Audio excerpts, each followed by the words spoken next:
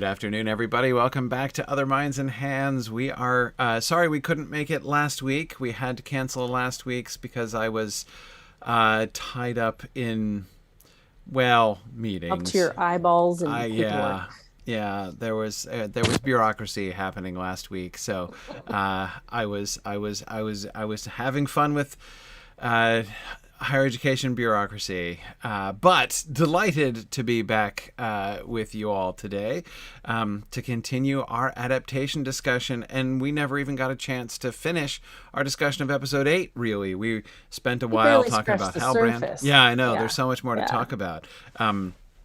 But first, before we go too much further, let me just sort of remind folks that I've been announcing this during the course of this week, but we have begun this week our fall fundraising campaign for Signum University. Normally that happens starting on the 22nd of September on Bilbo and Frodo's birthday and going through the middle of October, but there was some other things going on at that point. It was a crowded time, and I wanted to wait until we were really clear, because of course the fall fundraising time is when we really focus on what Signum University does. We really sort of, want to really be able to spotlight Signum University and to talk about the things that have been happening, to reflect on the year, to look forward to the year to come, and of course to celebrate all of you wonderful people who help to support Signum University and make it all possible. It is, of course, the time of year in which I ask you to consider making a donation to support Signum University, which is a totally tax-deductible donation, I would add. If you're looking for a place to make tax-deductible donations, well, you could do it in a place to support Tolkien studies, not to mention the future of higher education, and a bunch of other things that we're doing this year, like our new Signum University Press and Signum Studios. We are going to be, Signum is moving into the world of content creation, and we're doing this in a big way and in a very Signum University way, where we're focusing on community and connection, not just through the things that we release, but even in the process of the development of the projects that we're doing. So I hope that you guys will, again, many, many thanks to those of you who do and who have supported Signum and who do support Signum. And I would just, again, I would invite folks to consider it. We are a good cause, and there is a lot that is happening at Signum. On the 19th of the month, that's the close of our fundraising campaign. That's the campaign ending webathon that has become traditional now over the last 10, 11 years. And there I'm going to be giving my State of the University address, where I walk through all the big things that are happening in detail. And so there'll be a lot that will be happening. We'll be talking about Signum Studios. Maggie and I will be talking about Signum Studios and other things then as well. So lots of stuff happening. So I hope that you guys are able to consider that and to tune into what's going on here this month as we celebrate Signum and another wonderful year at Signum University. All right, so Maggie, episode 8 feels like a really long time ago. Do you remember episode? I do. This show, I do. Rings of Power. Yeah, it happened several weeks back, and they've been busy weeks, and so it seems like a very long time since we had our episode 8 things. Scrape off the cobwebs a little bit and be like, okay, we remember this episode. But I do think it's important that we revisit it, because yes, so much happened, but also I feel like we need to finish talking about episode 8 and where people are. And I really want to talk to you guys about questions that you've got and things like that, but also some of a retrospective of the entire season. So I don't know if we'll get to both of those tonight, but I do feel like we kind of need a state of the union of season 1 of here's how it went. Here's how we feel. Here's what they showed us. Mm-hmm. Yeah. So here we are. Here we are. Well, okay. So the things that we really didn't get a chance to talk about it really at all was the resolution of the Stranger storyline, Stranger and Harfoot storyline, which was really one of the two major plot points. I mean, we had sort of the A plot of episode 8 was clearly Galadriel and Halbrand and the Rings of Power, right? and then but the significant B plot was the stranger and the Harfoots.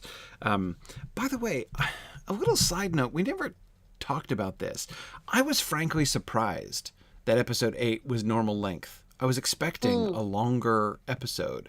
At least a little bit longer. I mean, we were kind of Not necessarily rumors. a double episode. No, but we were hearing rumors about like 2 hours, 2+. And yeah, I am surprised that there wasn't more than that, because frankly, they could have used it. We could have used a little bit more time to wrap up some of these things. Yeah, I do think, well, I mean, I guess one of the places where it would have been helpful, maybe, to have a little bit more time would have been, I think I would have wanted to see just a little bit more Numenor. We got a fair bit of Numenor. I didn't hate where they left it, like the death of Tar Palantir and the uncertainty of what's going to happen with the succession and where things will be. Yeah, but I kind of wanted a little bit more of that. Like we know the arc of where Firezone's going, but I don't know if we really felt that. It would have been nice to have a few more seeds planted. Yeah, that was, and be reminded about that.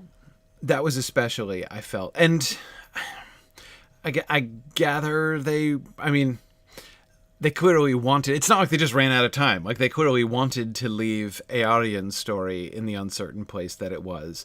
And so I'm kind of okay with her going up and finding the Palantir and our having to, wait and wonder to see what her discovery of the Palantir, and therefore presumably her hearing about the coming downfall of Numenor, how that's going to affect her.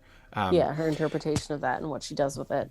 Yeah, so I didn't mind that at all. But anyway, it was Chris, I don't know what you're talking about Amazon cutting 2 episodes. I don't think there's any evidence that they've cut 2 episodes. The idea that it was going to be 10 episodes long was a conjecture based on the fact that they kept saying 50 hours, right? Yeah. 50 hours over 5 seasons. So everybody was like, so 10 one-hour episodes, right? Yeah, I mean, that was kind of somewhere we all assumed 1-hour episodes, but yeah. That was a conjecture. Turns out the episodes were a little more than 1 hour, and it ended up being a little bit less than 10 hours for the entire first season. I don't think that there's any evidence that suggests they had a whole other 2 episodes planned that they cut. 2 more episodes at the rate in which they were doing it would certainly have been longer than 1/5 of the entire show. That they may be saving, so that one, like perhaps season 5, we'll get like bunches of extra, Last Alliance stuff. I wouldn't be surprised to see more than 10 hours in season 5. But I do agree with what Trish is saying. We could have used 2 more episodes, and I don't know if I don't need to assign the number 2 onto it, but issue sounds so dramatic, but my main comment throughout season 1 was pacing. And I just feel like it didn't hit its stride until episode 4 or 5, and then it jumped again, and there was just a real mix that didn't flow equally. And if we'd taken a little bit of a breath and stretched it out a little bit longer and spent a little bit more time per episode, seeing 6 storylines in 1 episode didn't really serve anybody, audience or character. That I loved that first episode where we got just 1 storyline or 1 or 2 storylines, because that's where we started to care. So if we had a little bit more time and a few more episodes, maybe we could have stretched that out a bit more. Yeah. But here we are. We didn't. So, we're figuring it out. Right. And it is hard. I mean, it's one of those things where I often think that people, I have to admit, I am often strangely puzzled at the kind of assumptions people often make about lengths of things. Right.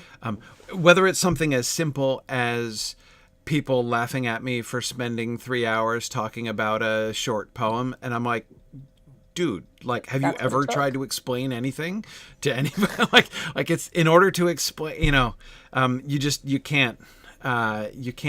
It takes time. You can't. It's a only somebody who has never done any teaching would say that, obviously, if it's a poem that takes 15 seconds to read, it should only take at most a couple minutes to discuss. It's no, that's not how discussion works. That's not how analysis happens.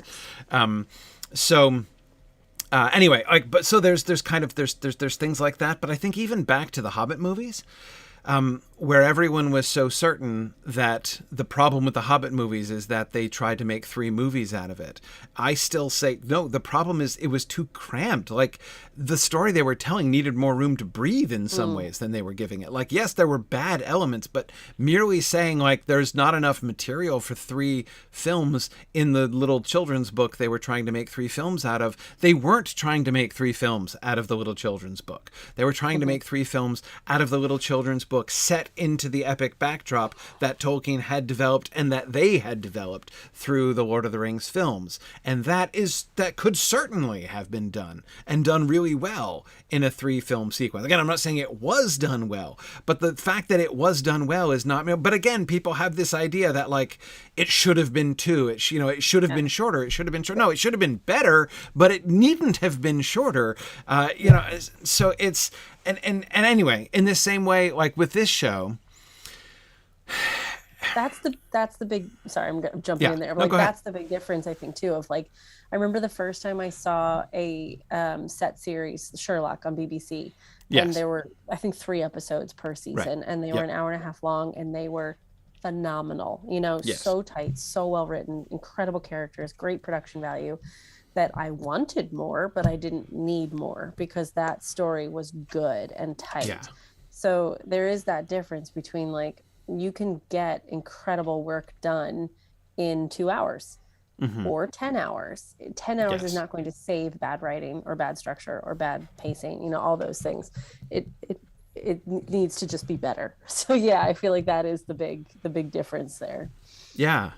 And so, I mean, with the Rings of Power stuff, like there is, I hear some people saying, like, oh, they're like trying to stretch this small thing over, and I'm like, no, I don't see stretching. I see cramming. Like, there's too much. If there's a problem, there's too much. As you said, there's, we could have used with more time to, really get to know. Now, I don't know what I would recommend they had cut. Right. I mean, if the 6 plot lines were too much, which one could we do without? I mean, it's hard to say. I mean, I guess of all of them, in theory, to me, from a Tolkien perspective, the most expendable one was the Southlanders plot line. Right. I mean, if you had to ditch one of the plot lines, you could live without the Before plot line. Like, you can't live without Lindon. Like, I mean, you've got those, that's the major elf characters, right, who are going to be, you can't live without Numenor. Like, that's a major second story plot line. You can't, I mean, you could ignore Khazad-dûm, I guess. But even that is, Bite your tongue. I know. And it was the best storyline in the show, in any case. So,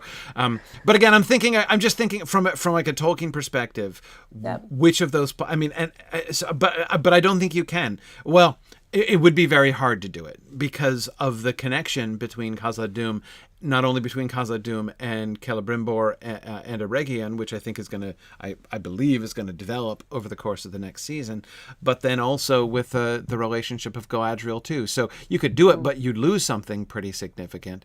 The Harfoots might on the surface look most extraneous, but I don't think I'd vote for the Southlanders. I'd vote the Southlanders off the island before I would vote the Harfoots off the island. And not just because I love the Harfoots, but because of where they're headed, right? The Harfoot plotline is headed east into Rhûn. And I think that is a delicious, delicious direction for a storyline to go in the Second Age. In terms of like cutting things, I don't think we could actually get rid of anyone easily. So that is definitely a credit to the series and the writing that they've found the races that do tell the story Tolkien-wise and lore-wise, but also connection. Because if the two that are most obviously on the chopping block are the Harfoots and the Southlanders, those are the ones that I think are the easiest connections to human audience members, right? Like, we're going to connect with that because that is a mortal person with a normal life that we can understand and relate to.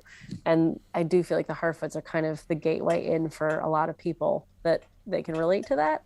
So that would be a tough It's always one. been the Hobbits. Yeah, I mean, it's always been the Hobbits. And the Southlanders, like, that's such a great idea of this became Mordor. Think about what the land was before. Yeah. Everybody can relate to that as well. And especially if, as kind of looks like maybe, as where we see at the end of season 1, if they're going to be moving across the river to Pelargir and then perhaps upstream. Like basically if the Southlanders are going to become Proto-Gondor and the peoples, because we know that when the Númenóreans like Elendil and Isildur and Anarion come to Middle-earth, they're going to be settling and joining themselves with the indigenous peoples who are there. Getting to know the indigenous peoples in advance, right, so that we can understand and appreciate their connection. I'm not saying that any of them are just useless or expendable, but it's kind of the point of the exercise, right? You can see really good reasons not to cut each one. I do think, and also a really good example why adaptation is so hard. Like it is very hard. Yeah, you kind of have to keep these. Yeah. So again, when I ask myself, and this is another thing that I find a general challenge that I would issue to people who are critical of the show is, how would you do it better? Like, tell me how you would do it differently. And as you say, adaptation is hard. Yeah, and I love that question because I feel like people often get not combative. I have no interest in engaging in that, but passionate. So like they have a really clear idea of how they would do it differently. That's great. That's cool. Why there's Let's talk about that. Like 7 versions of Little Women. That's why there's like a reinvention of Pride and Prejudice every couple of years. Like everybody has a different vision. That it's great to hear that. And it's fun in the speculative way to like think about how you would do it differently. But what we have in front of us is what we're discussing. Yes. Yeah. And here's what I would do different, Like it's just so easy to fall into that path. Right. Exactly. No, I agree. I think that's that, and again, for me, certainly, that's definitely sort of where the fun lies. Just like in Film, Jason. Exactly. Yes. That's just the kind of thing that we're doing there, which we're starting up again this week. We've been pretty much out since because it's Thursday nights, so that was awkward. It was the most awkward of my regular broadcasts to try to continue for that reason. But we're back in Film tonight, doing the meeting of Beren and Luthien. By the way, is the episode we're discussing in Film tonight. But anyhow, okay, so. Yeah. Now, Finrod84, great question. Or Finrod84 says, I definitely wouldn't have done the mithril thing. Well, obviously, I wouldn't either. Like, that's not. I certainly. There are some things that I look at. I'm like, I might have come up with an idea like that, or indeed places where I'm like, we did come up with ideas that were quite like that when we talked about this kind of thing in some film. However. Like our Galadriel was quite similar to their Galadriel in some ways, not in all ways, but in some ways. In particular, the choice to make Galadriel the kind of locus for a kind of PTSD self-reflection, and being in that kind of trap of self-blame and survivor's guilt and things like that. We also made that same choice with Galadriel. However, the mithril storyline. We can't. We have to see where it plays out. Like, I don't know yet what that story is or what in the end it's going to be about, and so I can't yet evaluate whether I think it was a good idea or not. I mean, do I love everything that I've seen about it yet? No, I don't love everything that I've seen about it, but it's still clearly really early days in that plot line, so it's hard to say. That was my thought with the Harfoots too. We can't say anything about this yet because I didn't know until this episode that they were going to be moving on to something so iconic, something so necessary to discuss, and that's exciting. Before that it was like, well, these guys kind of are expendable. Yeah, we'll see. There was another thing I was gonna address. The bells. Yeah, let's see. Is the mithril actually imprisoning the Balrog? Trish, that's a really interesting question.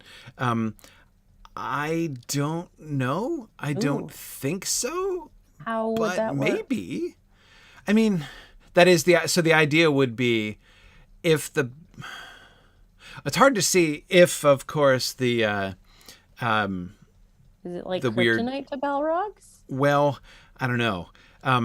If the weird fable about the formation of mithril is true, which I still don't believe in, then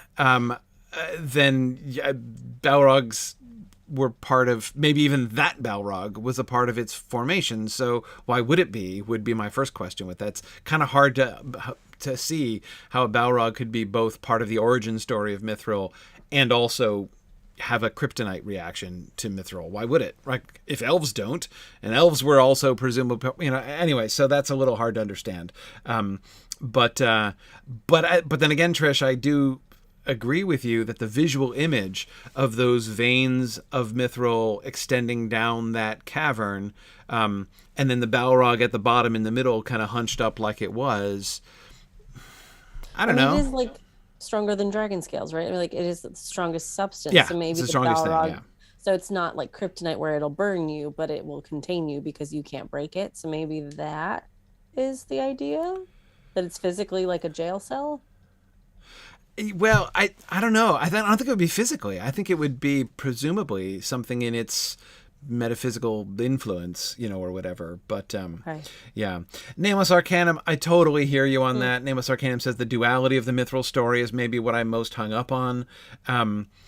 Totally agree. If I had to give Nameless Arcanum, if there's one point in all of season 1, I mean, obviously I've been kind of dramatic about the whole Halbrand is Sauron thing. But if there were one thing in the entire season, yeah, I know. If there were one thing in the entire season that gave me most pause, that's exactly where I am too. The implicit duality involved in, like, Mithril is great because it contains the essence of both good and evil. That was, that was the one sentence in the entire in all of the scripts of the entire show. That was the one sentence that gave me most pause, for sure. So I'm right with you there. And as somebody who doesn't have the same kind of understanding of the lore, that didn't add anything to my experience with Mithril, having the duality, I'm like, okay, so why add that in there? Yeah, Not really sure.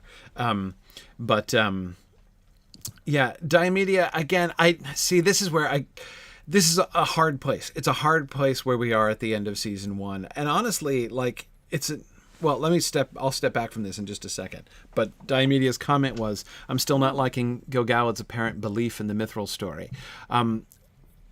We have not been given any clear way to understand Gil-galad's point of view in this show. Like, does that seem a fair thing to say? The most we got of Gil-galad was in episode 5, when he was saying disquieting things, right? And the question that the things Gil-galad kept raising was, what exactly does he believe? Why does he believe this? Like, what's going on with him? What's motivating him? What happened to drive him to this? What's his picture? What conclusions did you drink? Yeah. What conclusions is he drawing? Where is he coming from? Like, notice that apart from his conversations with Elrond, which are the things that, like, we want explanations for, what we never get from Gil-galad, we never get, like, private conversations between him and somebody else in which he's telling the other, like, he doesn't have any confidants. Gil-galad doesn't have a confidant, right? I mean, Elrond kind of is. I'm not trying to undermine their relationship, but that's a very formal relationship. He's not just opening himself up. He's not being vulnerable to Elrond. But we've only seen ceremonial Gil-galad. It would be really helpful if we saw behind closed doors Gil-galad, because then we would understand a fair bit more.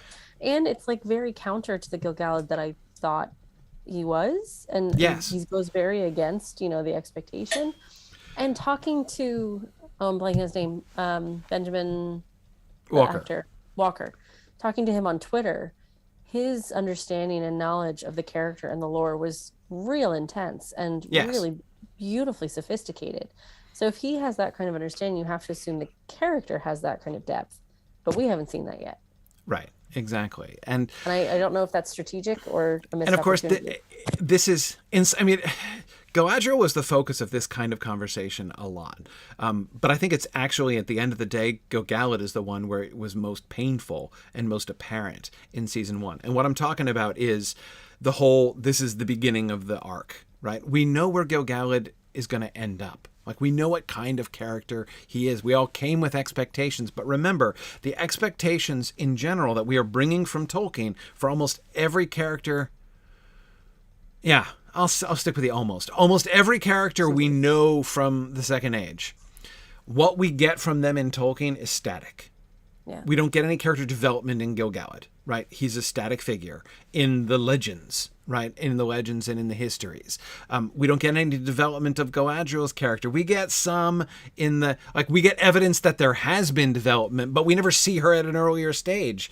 Even in the Silmarillion, we don't really see Galadriel, at least not for very long, tiny little snippets. Of the things that Christopher included in the Silmarillion. So even with Galadriel, we get a pretty static Galadriel at the end of her journey. Elendil, right? Isildur, he's my almost. Like, we do get some... The change in his character is an important element that we get, right? As his corruption by the ring, or at least his implicit corruption by the ring, is important. So he's one who does move a little bit within the story, just because it's about the story of the ring.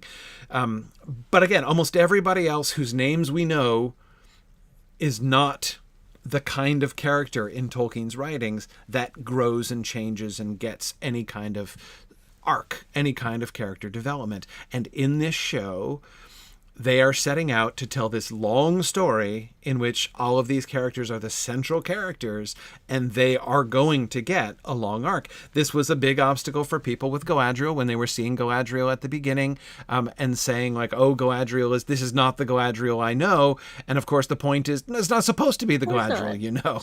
This is the story about how she became the Galadriel you knew, and so she's not going to be there that at the beginning. It's true of Gil-galad too. He is not yet he is not yet, and it's okay that he not be yet the Gil-galad that we know or believe that we know. Agree. Well, and even if you don't, I don't know. I'm still struggling though that it's just such a big ask of your audience. And if you are a Tolkien fan, this is a big ask. Like, if you're not a Tolkien fan, it's not hitting, and that's tricky. It is hard. I mean, so this is where I was gonna back up a step and say, this is one of the things that not thinking about Tolkien, not even thinking about the Rings of Power show for itself, but thinking about the Rings of Power as a data point in the history of streaming television.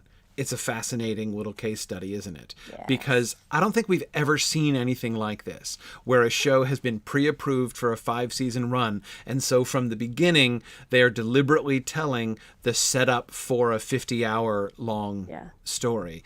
I believe every other thing we've gotten, even things like Game of Thrones, like, of course, Game of Thrones, there was a long story, right? There was, it was always planned to be a multi-season story, but they didn't know it was going to be continued into season 2 when they launched season 1. Like, that was not a given. They weren't writing season 1 knowing that, there would be more for them to follow those arcs. Right.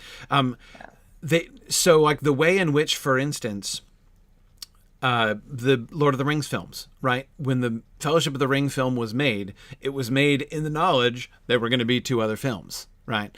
And so it was definitely told as film 1 of a 3-film trilogy, and the entire, like, the structuring of film 1 was done with that in mind, right? That's the kind of thing, as far, like, with now substitute for film 1, season 1, right? That kind of thing. We've not seen that kind of storytelling either ever before or very often before. I mean, I don't follow all streaming television, of course, so maybe there have been other examples I don't know about, but I think this is certainly the most high profile example of that. And I think that we can see there are some real challenges to that, especially in the context of a viewing audience whose expectations have been formed by the other kind of streaming show, where every show has to leave everything on the table in season 1 if they expect it to get continued. Yeah, I mean, that kind of challenge of put all your cards on the table and make it amazing, and then maybe we'll give you another one. It's a real different ball game if you're having the less pressure to put that out there. And I think that's really amazing in terms of production value. So what a bold and brave move to say, yeah, we are going to do something different because there isn't anything out there like this. that is risky because, yeah, for all the reasons we've said, it's a struggle sometimes to keep up with it or to understand why they're doing it this way because we don't know the big picture yet, but they're doing it anyway. It's like that's pretty cool to have this piece of art out there that we do have to put a little bit more work into because it's been a long time since we've had a streaming show that we've had to put work into. It's so easily digestible and there's so much out there that if you don't like it, you can just turn to the next easy thing and watch, 17 cooking shows in the same 12 seconds if you want. Right, So it right. is nice to have something that does ask differently of you, but that's also a big risk. It is a big risk. I mean, and it's one of the things, I mean, my biggest picture characterization of the challenge of the Rings of Power in season 1 is that it asks a lot of its viewers, like in a lot of different ways, in several different directions. It demands, it's a demanding show, and one of the things it demands, again back to Gil-galad, one of the things that it demands is patience. And Gil-galad, again, I felt like he is probably at the bottom of my list of characters on the resolution scale. Like, how much resolution did we get? How much progress did we make in the development of those characters over the course of the season? I would put Gil-galad at the bottom of the list. We got almost nothing in terms of development. We got these things and they were never explained and they never moved. And again, like, on the one hand, like, that's fine. You can't do it all. We're just saying it's already trying to do too much, right? So it's being like, what it really should have added much more thorough development of Gil-galad's character into a series that we're already saying was really jam-packed and, was maybe already trying to do too much. So you can't do everything. So, but it demands patience. It demands that we have to keep like looking at this not really very attractive, not even in some ways really comprehensible in the sense of like, we don't know what's driving Gil-galad. Like, why is he doing what he's doing? Why does he act the way that he acts? Right now, he's just a plot point. He's just a device to like move action forward, but I don't care. Yes, exactly. You're right. He was a plot obstacle in episode 8, especially. Yeah. Right. He was a plot obstacle to be overcome. So, and again, I'm not even saying that's wrong. That's again, you can't do everything, but we have to acknowledge that at the end of season 1, we're in a place where we have to merely be patient with that, and that's kind of the way it is. So we haven't really talked about the Stranger of the Harfoots, considering that was the main thing we were going to talk about. Yeah, let's keep doing that. Let's talk about the Stranger and the Harfoots. Let's see. I love where the Stranger plot is going, and I mean that in more than one sense. I like the actual direction, like east, on the map. Like where it's going on the map. I really like that. I like I have thought from the beginning, I have been delighted with the idea of them playing with the incarnation of the Astari. I have spent so much time talking about the incarnation of the Astari over the years, trying to explain Gandalf, the way that Tolkien depicts Gandalf. He is not just a powerful spiritual being who is like taking on a visible form in order to walk among people. That is not Gandalf. That is not the wizards. They are incarnate. They have bodies. They can suffer, be killed, and die. That is what it means for them to be incarnated. They are a joined together spirit and body, just like humans and elves are joined to, and dwarves presumably are joined together, spirits and bodies. It happened differently. It was a special thing that occurred. They weren't born as babies, right, and grew up. They were incarnated as old men, but they were not. But they're not. Again, they're not just spiritual beings. That's not just how they work. And so therefore, and we get hints in The Lord of the Rings, especially in The Two Towers and Return of the King, with Gandalf on his return, that incarnation process is traumatic, involves memory loss, involves even like forgetting of your own identity. Right. It is not at all obvious to me that Gandalf in the Lord of the Rings, especially leading up until his falling in Moria, remembers his life in Valinor before his incarnation. That is not at all obvious to me that is the case. So he remembers what he was called. He remembers his name, Olorin. I am not convinced. He might, but I am not convinced that he remembers his whole life as a Maiar.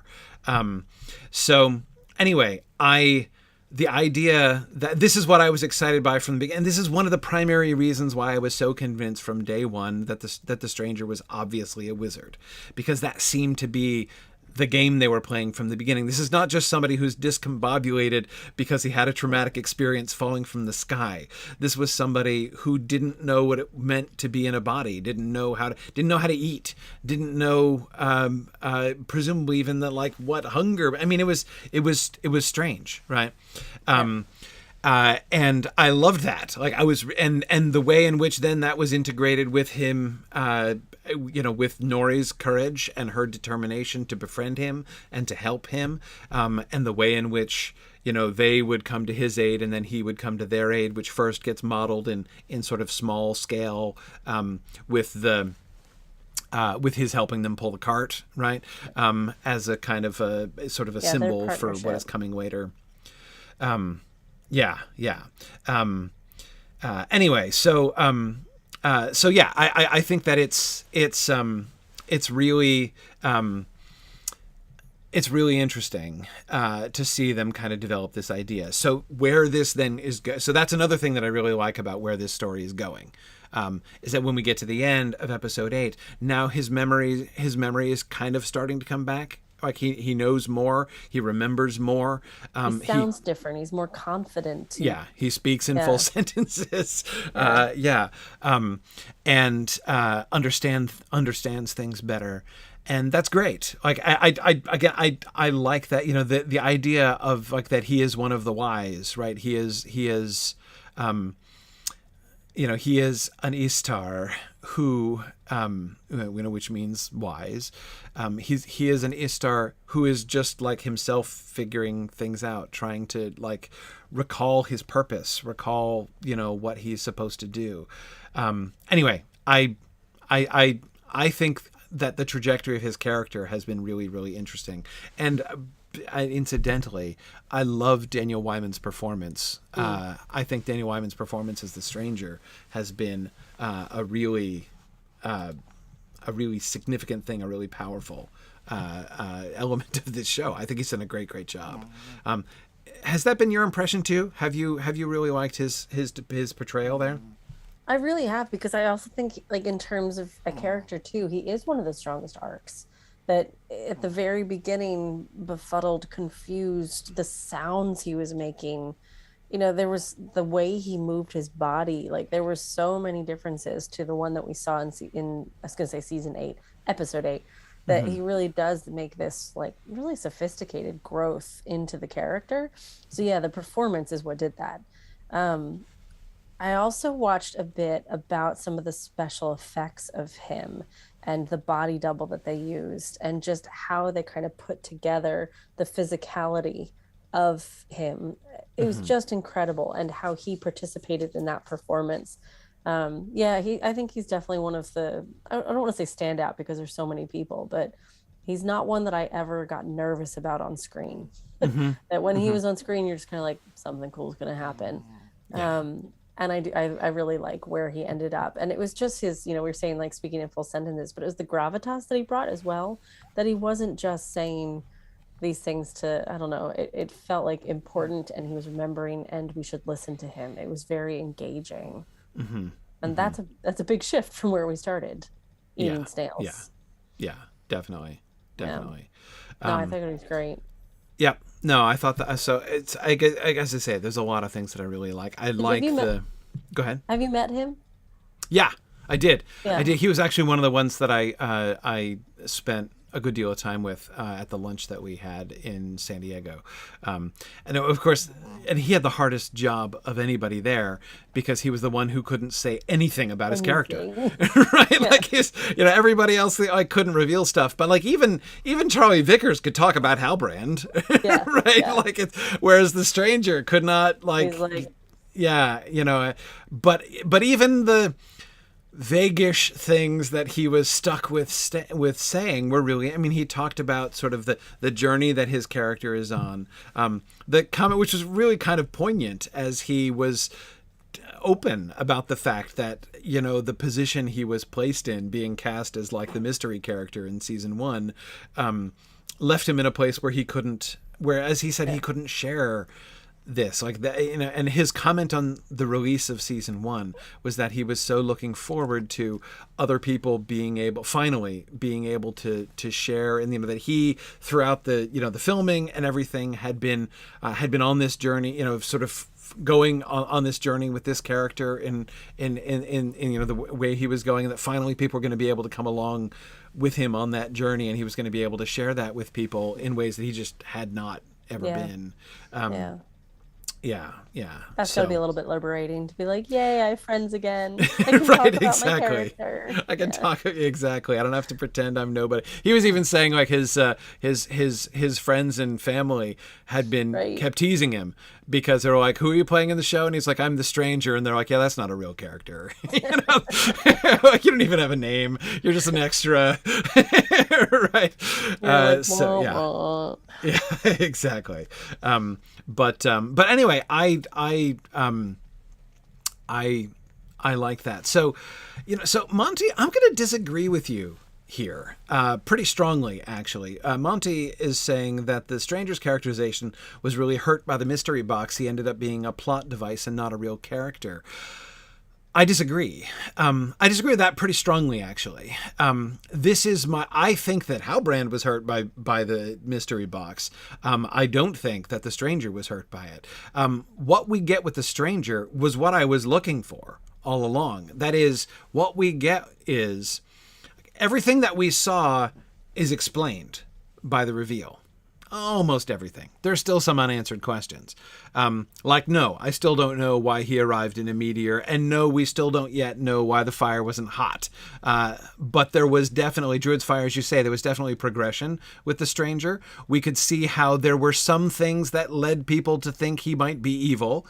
But of course, that was part of his interaction with the Harfoots. There were lots of reasons for the Harfoots, even Nori herself, to think that he might be evil. He was definitely dangerous, right?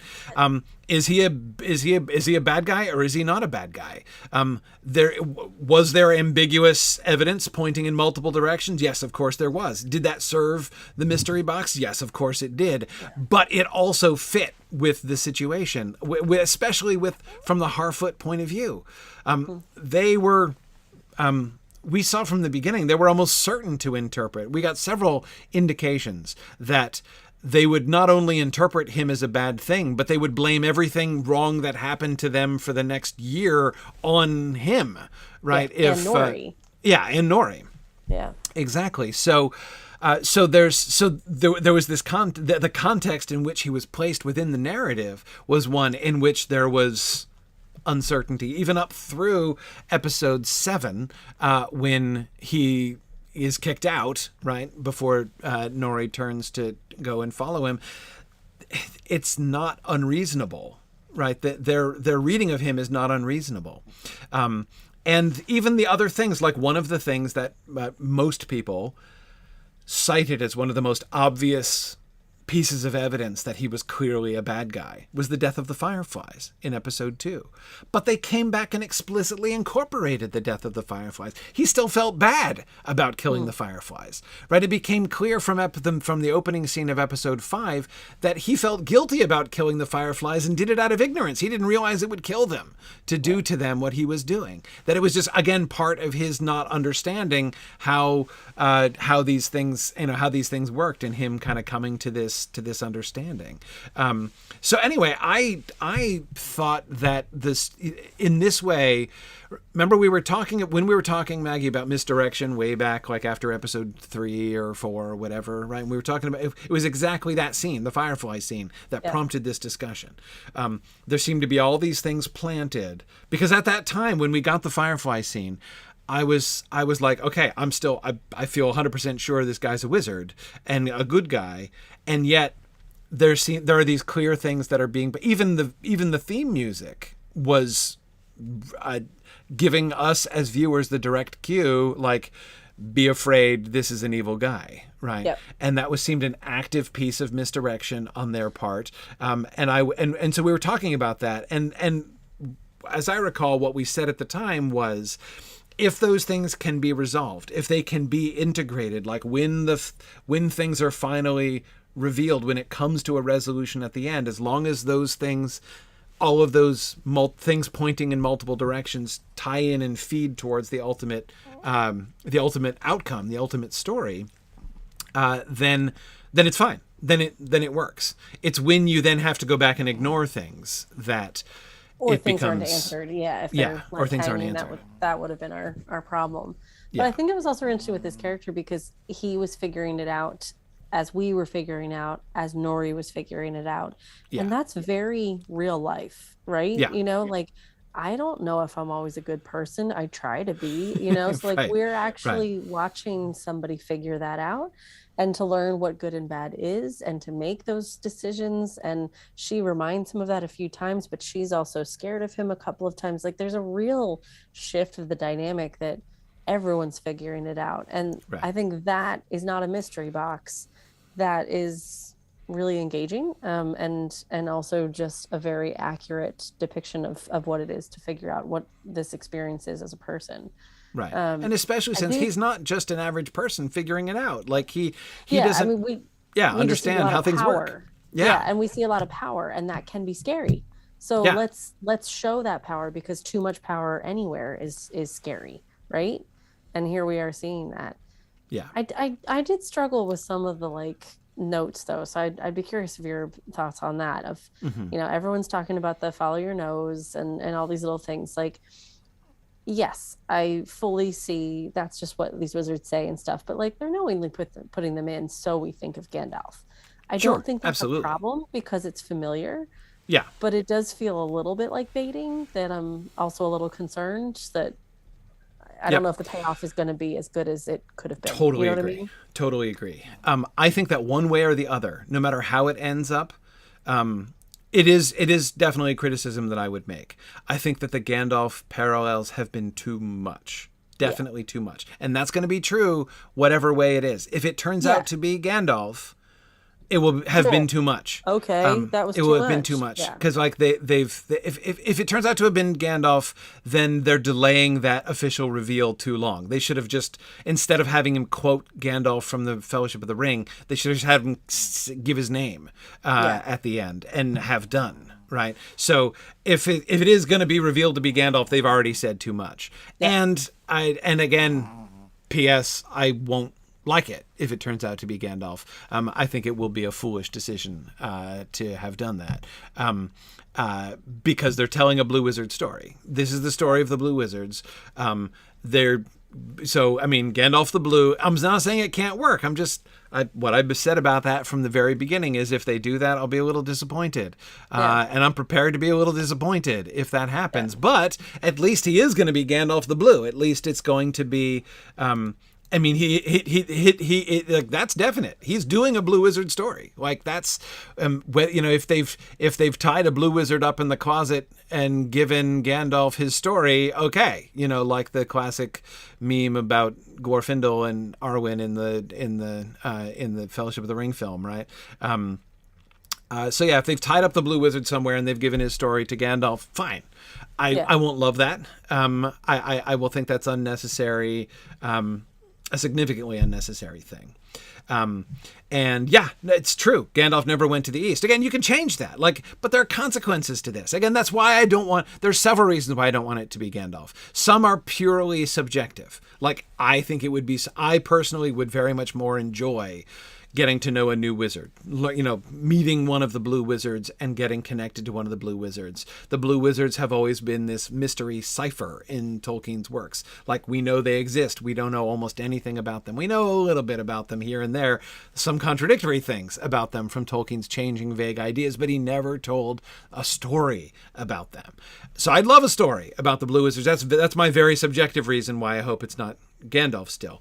But the other reasons, I always talk about this, when you're adapting the original story, you are not obligated to keep everything the same way that it was, but when you make changes, there are costs to that. Yes. Right? You have to be ready to pay it has to be worth the payoff of making the change, has to be worth the cost of making the change, or else it's a shaky choice. And I think that's my concern with this. They're laying so much groundwork for us to think that it's Gandalf, that if it is Gandalf, okay, then that took a lot of time. Then it's not great. Yeah. And if it's not Gandalf, I'm like, okay, then why did you why was it? Why did it like, appear to be misleading? Yeah, especially exactly. when we're talking about cramming too much in, and we could have used more time with Gil-galad's arc. Like, there's other places that I would have spent that money. Right. And I don't mean right. money physically. I mean like time. Time is yeah. screen time. Yeah, exactly. No, I agree. So that's why I am not a fan of the depth and extent of Gandalf parallels that they're making. Because again, I think whatever way it turns out, that's not going to be a great thing. So yeah, it's definitely a thing that I don't like about the first. But again, do I think that it's like that line proves that it's Gandalf? Absolutely not. Absolutely not. And again, to explain that one more time, I say one more time. That was a piece of optimism on my part. One more time right now. One more time right now. Why would they? So to answer the question, which I've been asked many times before, why would they give him a Gandalf line if he's not Gandalf? And the answer is because they're establishing a clear and explicit parallel with Gandalf. They are prompting. As I've said before, the question with the stranger throughout the season has not really been who is he. The question is, what is he? Right? Is he good or is he bad? Is he good or is he a peril? That's the exact terminology of the question through his conversation that begins with his conversation with Nori, that becomes articulated at the beginning of episode 5. In other words, right exactly halfway through the season. That was the implicit question at the beginning. It's given voice and terms in that conversation with Nori, and they keep asking that question through episode 7 when he's kicked out, and then the apples all come and they realize that he was actually good after all, and they go after him and they help him, and then Nori pushes him to make that final choice in episode 8. Are you going to be good or are you going to be a peril? It's up to you to choose, and he chooses, right? Yeah. So that's the question. The question is he a good guy or is he a bad guy? Not like, what is your identity? Like, what name is on your birth certificate is not the question that like the show is demanding an answer to through season 1 for the stranger. The question is, are you a good guy or are you a bad guy? And the Gandalf parallels are a persistent indication of what the answer is, right? We know what his relationship with the Harfoots is or is meant to be, right? Like Gandalf and the Hobbits. And so we get that most explicit direction at the end.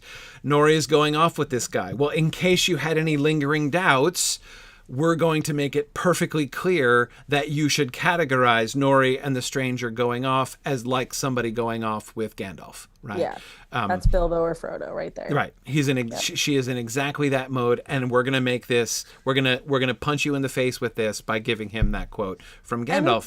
It's perfectly fine. And it's a similar relationship. There's definitely moments with Gandalf where they're scared of him. Bilbo Baggins,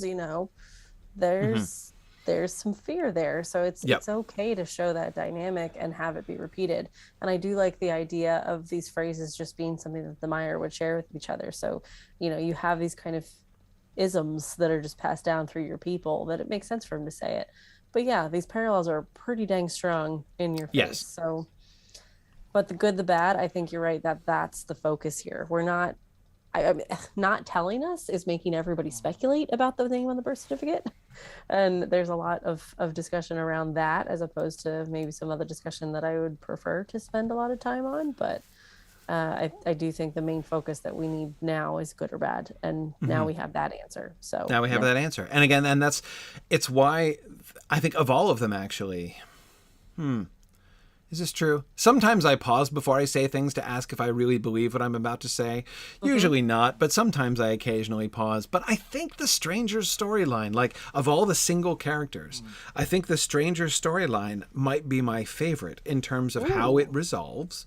Like just as a season 1 plot line. From where it begins to where it ends. I think that the Stranger's storyline might be the most satisfying to me of all of them. And with many of them, it's just because we they're still an incomplete, right? Yeah, we just don't know. But his is in good shape. But his, I think, is in a really interesting place, and that he and Nori are now set to begin a totally different kind of adventure. It also doesn't mean that this is who he is for all of time now. He has chosen good right now. This could also be setting us up for him to turn bad in 3 or 4. We don't know. And which is very much on the table. Yeah, and a really interesting story arc. So if he starts off as we can see both sides and we choose good, and he's with our friend Nori and they're trying to help and grow and work together, that kind of attitude. Yeah. For that to then come crashing down, think of the betrayal and the emotion that would be attached to that. That's a beautiful story device for us to have some of that. Yeah. Agreed. Yeah. Yep. No, I like it. Yeah. And like I said, as I keep saying, if the Stranger turns out to be Gandalf, I'm not going to hate it. It's fine. It'll be fine. Yeah. Like, we can live with that. There are ways in which they can handle the cost of making that change. Those changes, as it involves more than one change. But yeah, I mean, I won't prefer it, but again, I don't care. What I wanted from the beginning was a Blue Wizard story, and we're getting that. So if they have to, steal the Blue Wizard story and recast Gandalf as the hero of the Blue Wizard story, it'll not be my favorite way that it could be told, but we're still getting a Blue Wizard story, so I'll take it.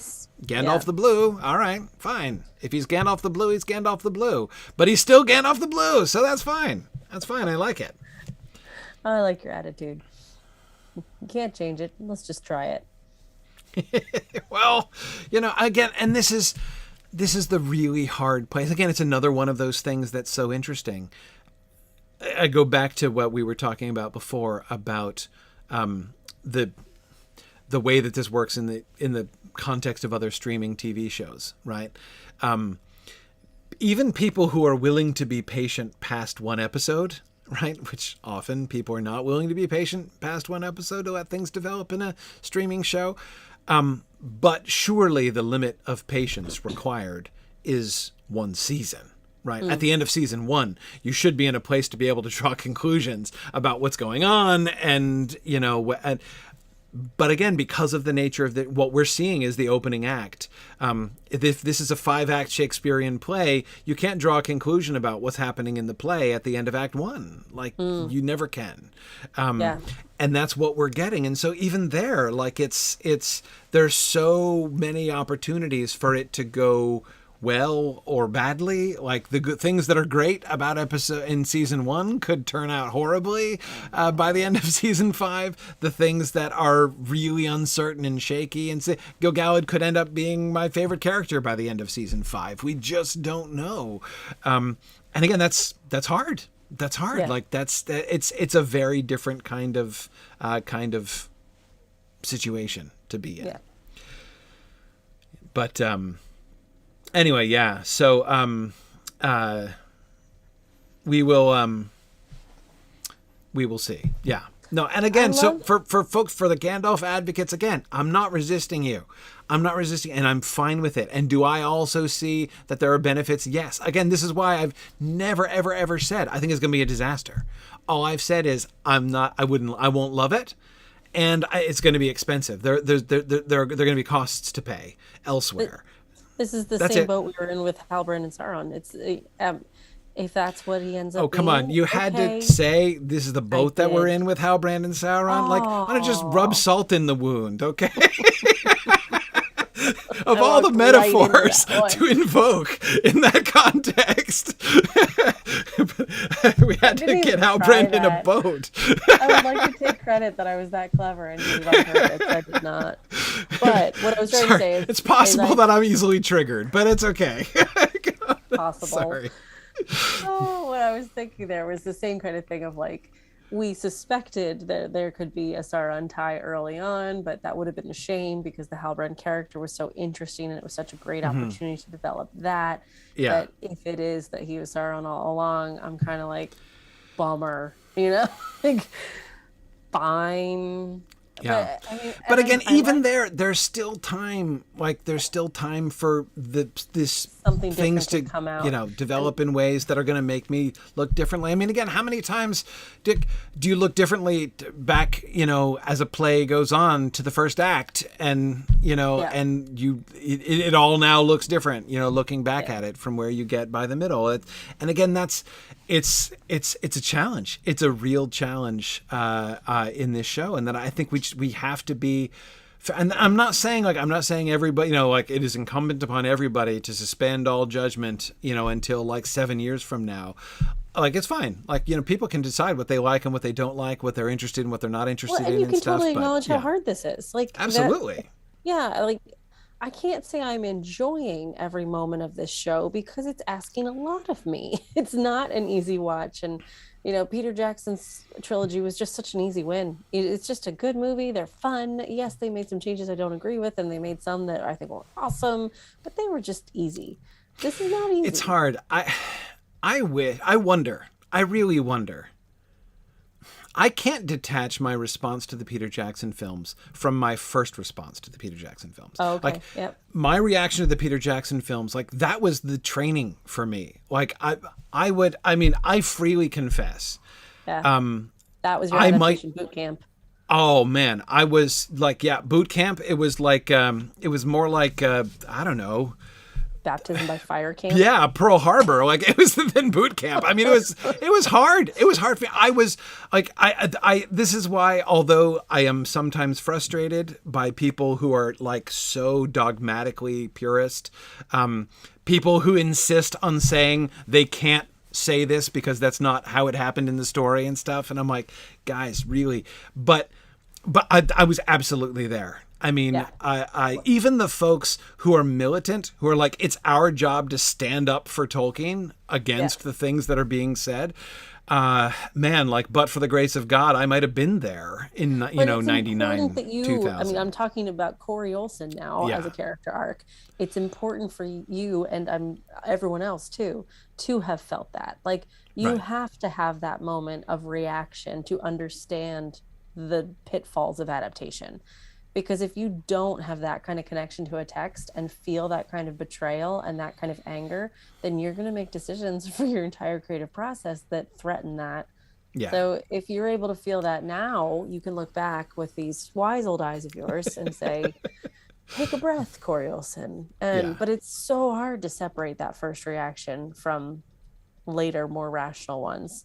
Yeah, exactly. And so like, as far as the easiness of the Peter Jackson films, like they were not easy for me, but I think that's a me story, or at least, that's part of my story. It's not necessarily part of their story. They were my gateway. Like they're the Right. reason I got into all this is that. So like for me, it was all positive. And then you learn more and it gets even more positive. And then you read the books, you're like, oh, you made some changes. Right. Right. Yeah. Yeah, exactly. But I mean, so this- This This is a different kettle of fish. It is a different kettle of fish, but in so many ways. And again, one of the things when it comes to well, again, there's so many. Let's emphasize another thing that is so different. And again, this is something I think I want to continue talking about, because I think that I would like to do a little bit more, not today because we're running out of time, but I would like to do a little bit more theorizing at some point with you, Maggie, about the difference between what I've been like two different classes of adaptation, right? I would say, I guess there would be sort of three different possible versions of adaptations. One is probably there's more, but anyway, one is the like retelling, like we're just doing a retelling of the known story. Like, so, you know, in this category, the Lord of the Rings films, the Harry Potter films, right? These are retelling adaptations. The second category is what I'm calling in my head the fill in the blanks adaptation, where they're not retelling a primary story, but they are telling stories inspired by those stories and taking place within that world. That's what the Rings of Power is. The Rings of Power is a fill in the blanks adaptation. It is not. I hear people on the internet saying things like, I can't believe what they're doing to Tolkien's story, and I'm just like, which story? What story? Yeah, they're not. Yeah. It's not a retelling. They're not just doing a retelling. Or when people say these made up characters, they invented these characters. Yeah, because we don't have any. Right. And the world was populated by a lot of people, so more than kings and queens. Yeah. Yes, exactly. Anyway, so that's, and so there are so many. It's such a different proposition when you think of adaptation and what it means and what it demands and the kinds of choices you have to make, and most especially the question: is it faithful to the original or not? That question, when you ask the fidelity question of a fill in the blanks adaptation, what you have to do to answer that question is so much different than a retelling adaptation when you're talking about fidelity. And it's so loaded. This is at least one more discussion. Yeah, exactly. Now, again, I think there might be a third kind of adaptation, which is like not trying to do a retelling, but a sort of like, I don't know, like a riff off of adaptation. The terms we often hear are like close, loose retelling. Like the close adaptation is like Shakespeare. We're using every single word. We're doing it exactly as it is in the text, but we might add guns instead of swords and, change what we can around it. Loose, lightly inspired by, has nothing to actually do with what is on the page. That is, I guess you could say that's The Hobbit. I wouldn't say that. The Hobbit. So, like, let me get. My favorite reference is The Seeker. Susan Cooper's Dark is Rising made into The Seeker. That was a loose adaptation. Right. That was slightly based on the text. But I think that the categories I'm talking about are fundamentally different from your categories. In this, like, there can be like different overlaps and stuff. Like there can be loose retellings or stricter retellings of, but it's still a retelling, right? So I would like to cite another example that we talked about before, How to Train Your Dragon, right? Yeah. That's a retelling.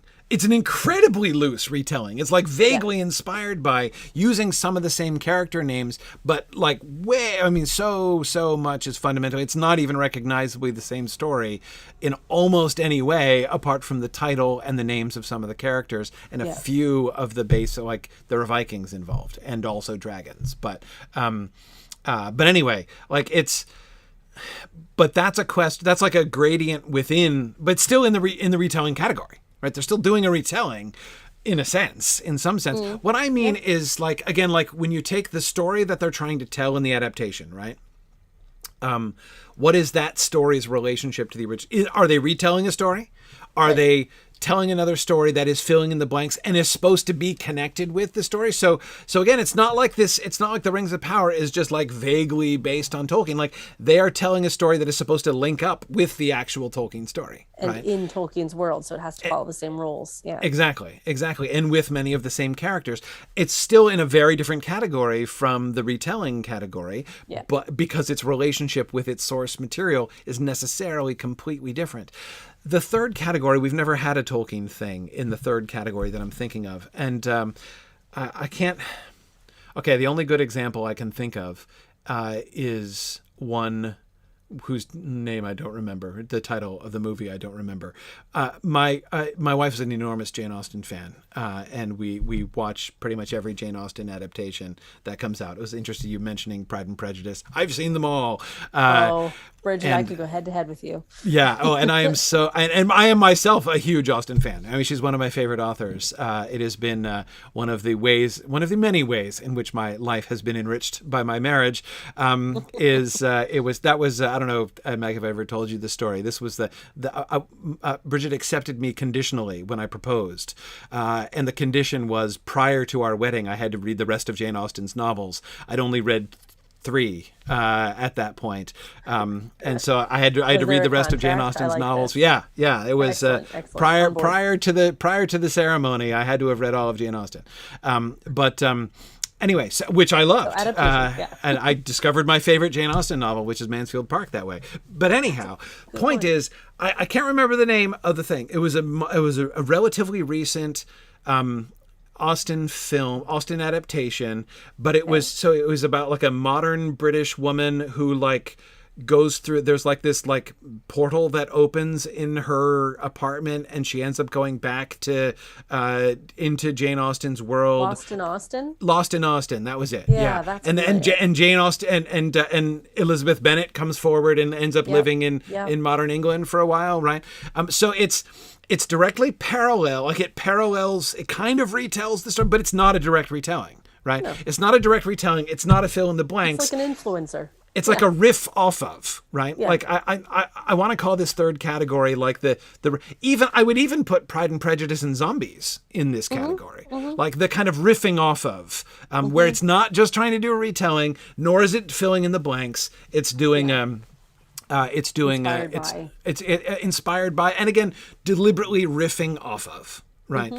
There are a lot of like Arthurian films that do this kind of thing, or Arthurian stories that do this kind of thing. Not really trying to retell the King Arthur story, not really kind of filling in the blanks in the way that Arthurian stories often do. Like, I'm going to tell the story, the unknown story of this other knight who is doing this other thing. Like, what exactly was going on with Percival or whatever.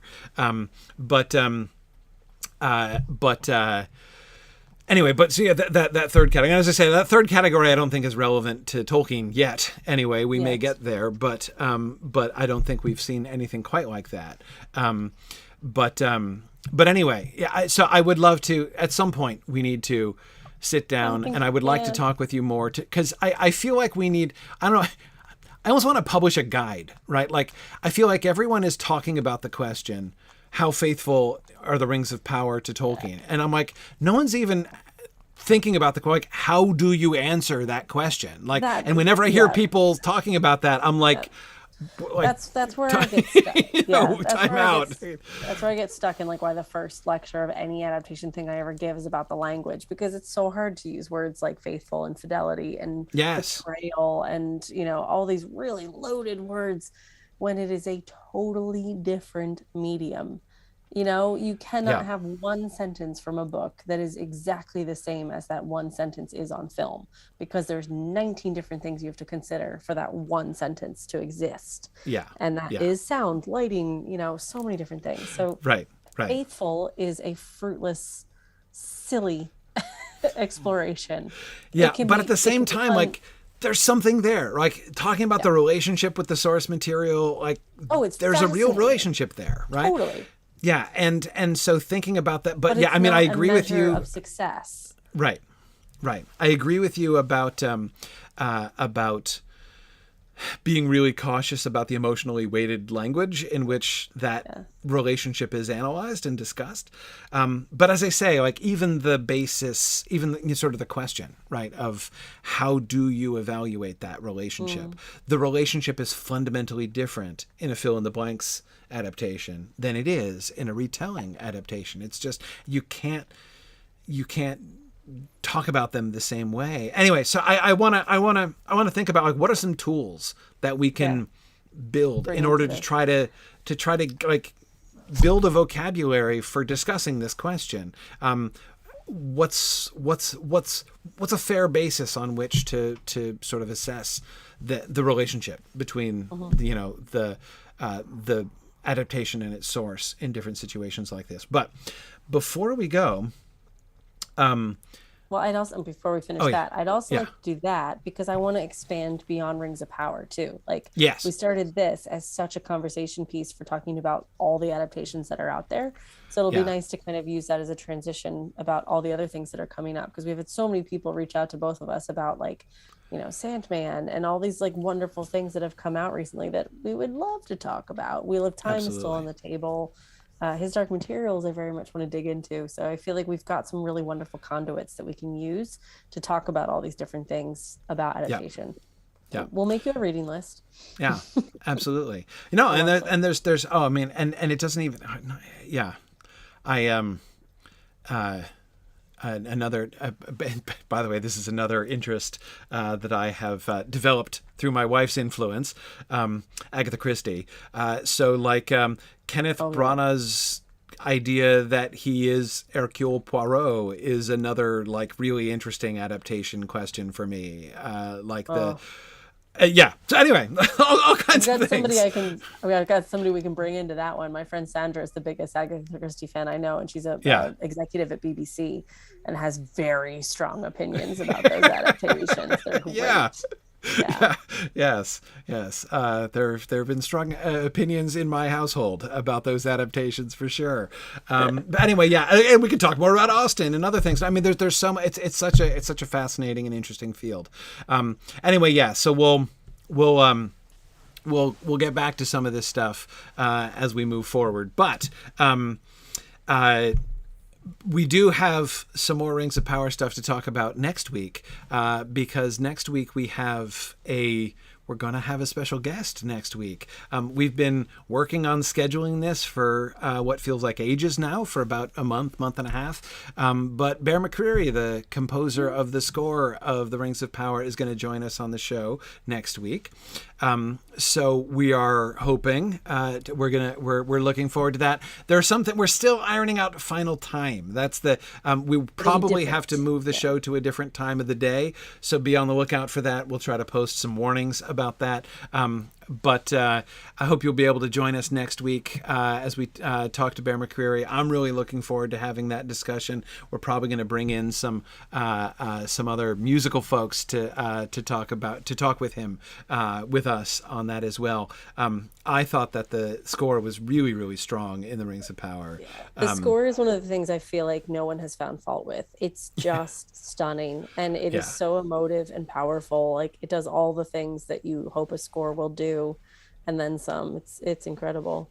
Yeah, and some of the other things he's worked on, you know, Trish mentioned Outlander and Battlestar Galactica, my husband mentioned, and just like, please tell him how much I loved his work in Godzilla, and like all these other, there's so many things that he's worked on that I think will be a lot of fun to dig into. Yeah, absolutely. So anyway, looking forward to a fun conversation with Bear McCreary next week. Again, we'll confirm time and stuff, but that is coming up. And then, you know, moving forward from there, again, we'll see. Really looking forward to other, you know, topics and, you know, conversations with folks, other things you want to discuss and talk about. Increasingly, I find adaptation, it's such a rich and fascinating field to discuss. I love the way the kind of critical and creative engagement with texts that underlies adaptations is it just kind of brings, I don't know, it's like it brings my right and left brain together in ways that I find really satisfying and interesting. Yeah, I can see that fitting your brain quite well. And one of the things I love about it is the engagement element too, because it's such a participatory section of academia, and I think that's why I liked it so much, because I don't feel like I fit so well in some of the other areas. So it's such a nice one to be in, because everybody has a strong opinion about a book that they loved that has turned into a TV or film. So like, you can have this conversation with anyone, and it's just a lovely field to kind of start discussing some of this stuff. So yeah, I look forward to that. Awesome. Very good. Thanks everybody for joining us, and we will see you guys next week again, probably at an earlier time as what we're looking at right now. But again, we'll definitely confirm that as we get closer. Thanks everybody, and we will be back again next week. Bye now. Yeah.